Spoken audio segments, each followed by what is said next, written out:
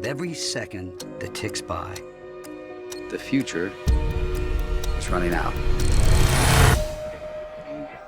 Newton? That's not mine. What's not yours? The pen. I've never...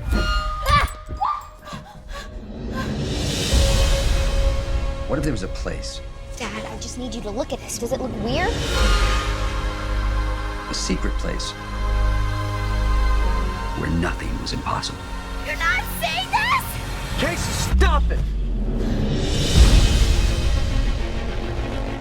Welcome to Kermode Uncut. I want to talk to you about the idea of willing something into existence. There's a new movie just out in cinemas, Tomorrowland, directed by Brad Bird. If you want to hear my review of the film, go to the Radio 5 live show I do with Simon Mayo. But I think it's an interesting film, and at the heart of it is the idea that somehow mankind is allowing bad things to happen to the planet by sort of believing that an apocalypse is inevitable. I mean, look at the success of the new Mad Max movie in cinemas. People absolutely love the idea of the apocalypse.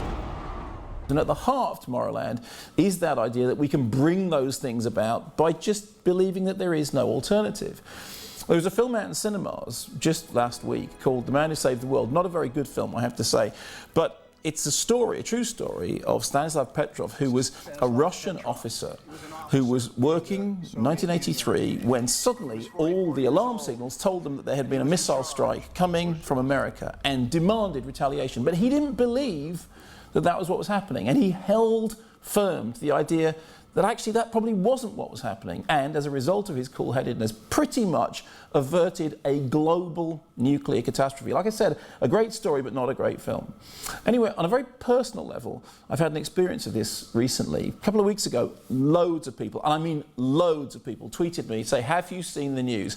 Sex and the City 3 is going to happen. And I wondered whether I should, do one of my Transformers blogs of me smashing my head against a word processor. But I thought, no, I'm going to ignore it. I'm going to pretend it doesn't exist. I'm going to will it out of existence. So I thought, Sex and the City 3 is not going to happen by sheer force of will.